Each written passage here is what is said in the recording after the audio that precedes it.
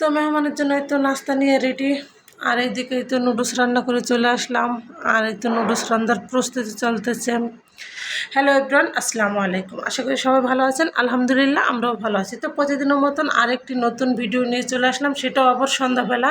মেহমান আসছে বিকেলবেলা, তো তার একটু নাস্তা পানি তো অবশ্যই দিতে হয়, তাই না? তো এই জন্য নুডলস রান্না করতে চলে আসলাম।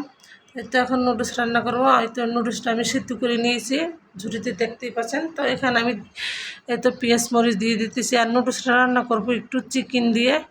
তো চিকেন আর পেঁয়াজ মরিচ একসাথে আমি ভেজে নিতেছি। আর এখানে ডিম ফাটিয়ে নিছি, আর সবজি আছে, সবজি দিয়ে রান্না করবো। আর এই যে মশলা টশলা সব কিছু, যারা ভিডিও করেন তারা কিন্তু সব কিছু আগে থাকতেই রেডি করে রাখেন, তাই না? আমার মতো কে এভাবে রেডি করে রাখেন। তো এই তো অলরেডি তো আমি এখন সবজিও দিয়ে দিছি, কিছুক্ষণ ভাজার পরে তো ডিম ফাটিয়ে দিয়ে দিলাম।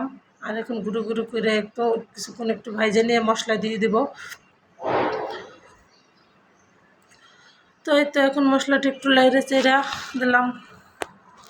তো বন্ধুরা সাথেই থাকেন। আর এখন ভাজা শেষ, এখন আমি এই তো নুডলস দিয়ে দেবো। নুডলস দিয়ে লাইড়ে চেড়ে নামাই নেব। তো আমার নুডলস রান্নাটা কেমন হয়েছে অবশ্যই কিন্তু বন্ধুরা কমেন্ট বক্সে জানাবা।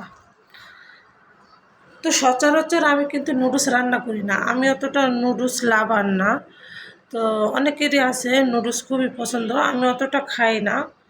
মানে সামনে পাইলে হালকা পাতলা দুই একটু খাই, না পাইলে না খাই। আমি কখনো নুডলস খাই না। যাই হোক, তো আমার মতো তো সবাই না, অনেকেরই নুডলসটা হয়েছে ফেভারিট খাবার। তো এখন এই তো মেহমান যেহেতু আসছে, তার জন্য তো আপ্যায়নের জন্য সেক্ষেত্রে একটু করতেই হয়। তো আমার নুডলসের কালারটা কীরকম হলো এই তো। তো অলরেডি নুডলস রান্না শেষ, এখন খাবার পরিবেশনের পালা।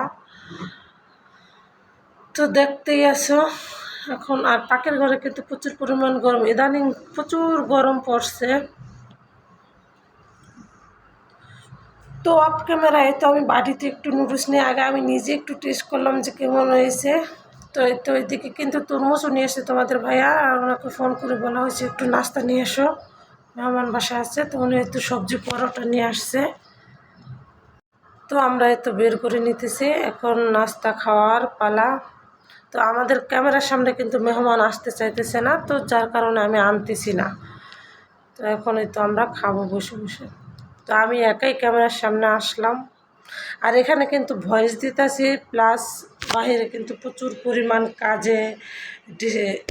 বলতে এই যে পাশে পাইলিংয়ের কাজ চলে, রডের কাজ চলে, প্রচুর সাউন্ড আসে। কি আর করার কিছু নয়, শান্তি পাই না ভয়েস দিয়ে বা সরাসরি ভিডিও কইরাও শান্তি পাই না। তো অনেকে ভাবতে পারেন যে আপনি ভয়েস দিচ্ছেন এত শব্দ কিসের। কাজ চলাকালীন আমি এই অবস্থায় আছি, যার কারণে আমার ভিডিওর ভয়েসটা সুন্দর হয়নি।